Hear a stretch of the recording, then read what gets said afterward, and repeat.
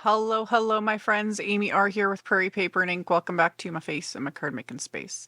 Some more cards using some of the new release from Simon Says Stamp. I'll have a link to the release in the description box below the video. I will also have links to everything I used to make these cards. My links are affiliate links. That just means that if you click on one of my links and end up placing an order, I get a little kickback from that at no extra cost to you. It's what helps. Keeps the lights on, pays the bills, enables me to keep bringing out content. And today's cards and blog post, which also will be linked below, like always, I'm part of a blog hop to share inspiration with this new release. Definitely worth checking out. Tons of inspo. So much good inspo. I think there's a freebie. I'm just filming all this before I actually get all the info. There's usually a freebie or something and giveaways. So my blog post will also be linked directly below in the description box. So you can check it all out and hop around and get a ton of inspiration. So that's it for all the housekeeping. Let's get into making the cards. So my obsession of stenciling over color cardstock is holding strong.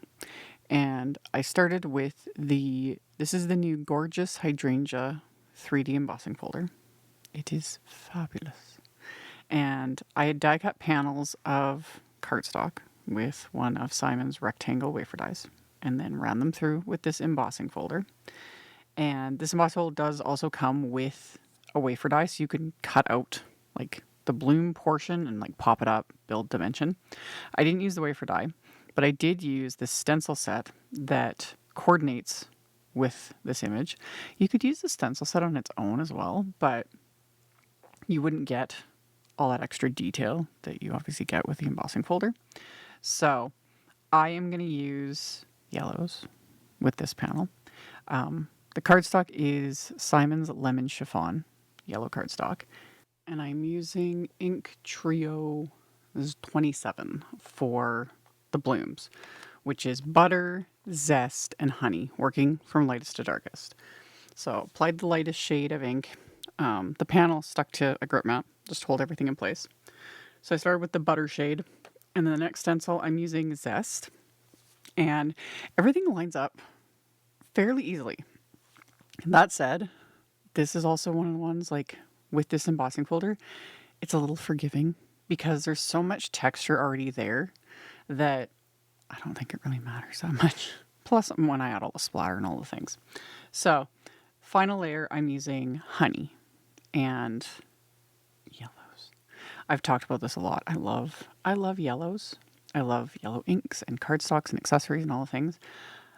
Taking photos of yellow, still my nemesis. Maybe someday I'll be able to, conquer this. Yellow always wants to go neon when I take photos and then I'm trying to edit them. And anyway, after the yellows, for the greenery, I used Ink Trio 8, which is Sprout, Fairway, and Field. Built up that depth on the leaves. And then for the little branch portion, I used Cappuccino and Mocha inks. And then you remove it, and it's so good. It's so good. So again, the detail, the texture, it's so good. So because I can't help myself, I did this 2 more times with 2 different color combinations. So for this one, I had used Simon's Cotton Candy cardstock, and this is super sped up in editing. These didn't take that long, but I don't move this quickly. And this ink trio is Ink Trio 12, which is Carnation, Peony, and Rose. So light, medium, dark. Added all that color. And every time, you remove the stencil, it's like, this is so good. It's so satisfying. And yeah, I pretty much always emboss first. If it's an embossing folder with coordinating stencils, I almost always emboss first, then stencil. I find it really difficult to line up stencils and then emboss. That's just more work than it's worth in my world. So, yeah, that's how I do it. And then same ink trio for the greens and for the browns because I wasn't gonna completely reinvent everything. And yeah, again, so pretty. So pretty. And then for the purple combo, I used Moonflower cardstock and then Ink Trio 16, which is lilac, orchid, and amethyst. And all this just makes me happy. And yeah, like I was saying earlier, I am currently obsessed with stenciling on top of color cardstock. I avoided doing this for years, really, because technically, dye inks are transparent. And when you layer one color on top of the other, sometimes it can turn out mud, because that's just color theory. However, these inks turn out very, very nicely on color cardstock. Even things like the greens on top of the pink. Same with the greens on top of the purple. Normally, you mix those types of colors together, you get mud. But I think just the nature of cardstock and the inks, it just works. It just works, y'all. Like really, I'm loving it, and I'm gonna keep doing it because it's kind of fun having the color background and then all of the stencil details, everything. It's fun and it's pretty. So there was the purple one, and that just made me super happy. And then part of this release, but also oldie but goodie, is the CZ Design Inside Greetings 1 stamp set. The stamp set has been out for a while. I've used it a ton of times in videos. It's one of my favorite sets. And yeah, I forget when it came out. It came out a while ago.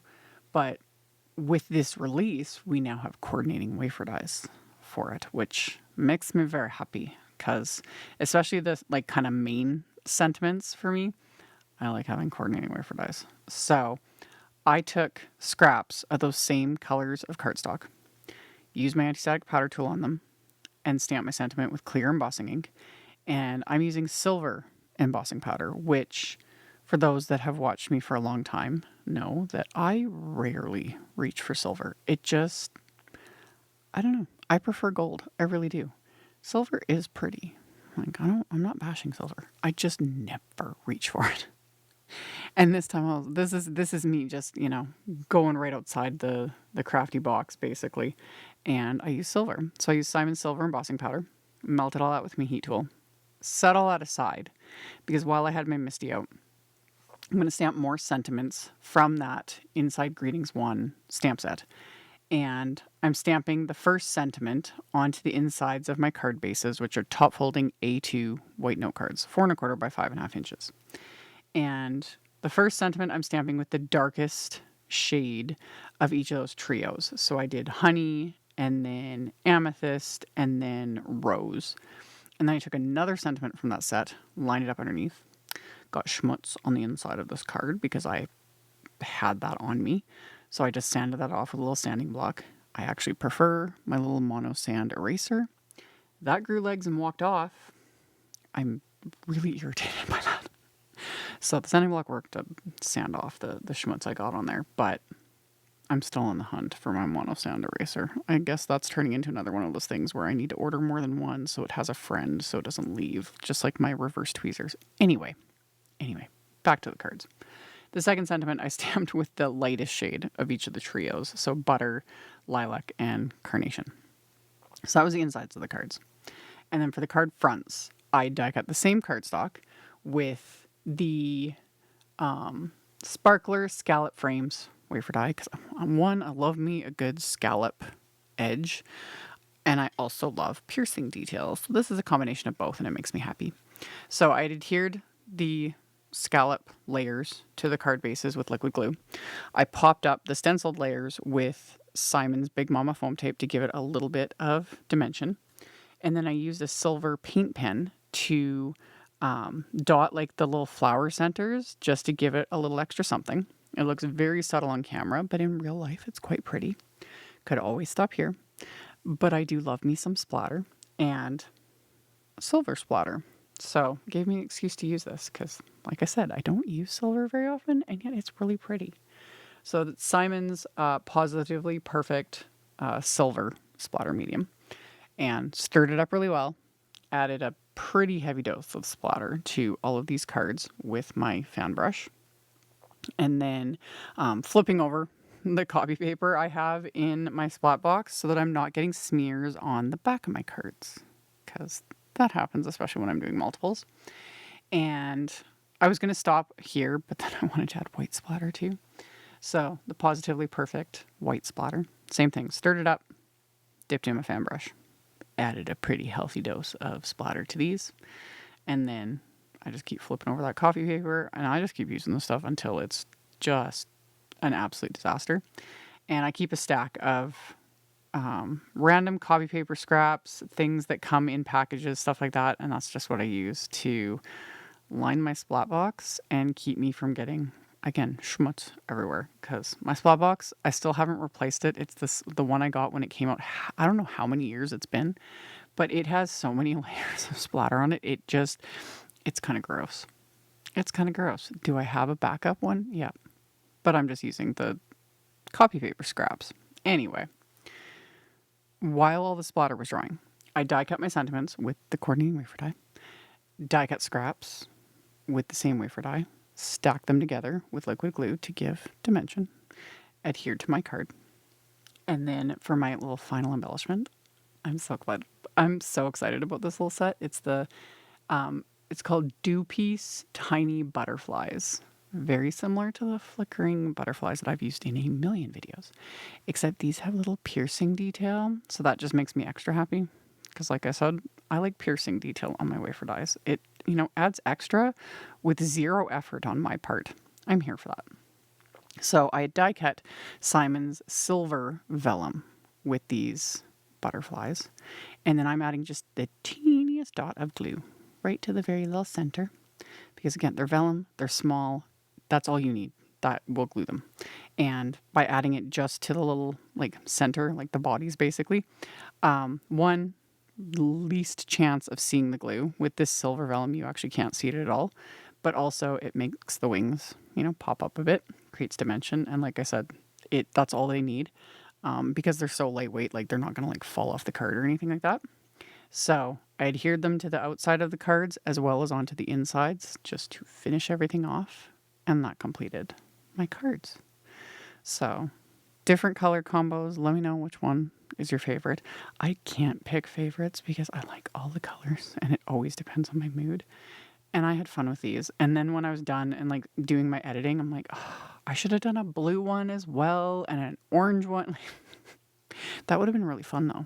Just have an entire rainbow of these. How fun would that be? So anyway, those were the finished cards.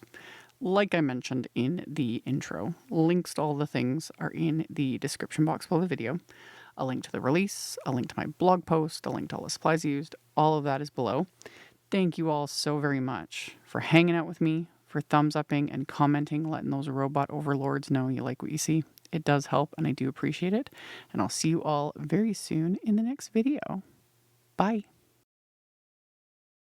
Thank you so much to my amazing Patreon supporters. For anyone that might be interested in joining my Patreon community and supporting me, the link to my Patreon is in the description box below the video. For everyone else, as always, thank you all so much for taking the time to watch my videos, for thumbs upping, commenting, subscribe if you haven't, I'd love to have you. And here's a couple other videos for you to check out in case you missed them. Bye!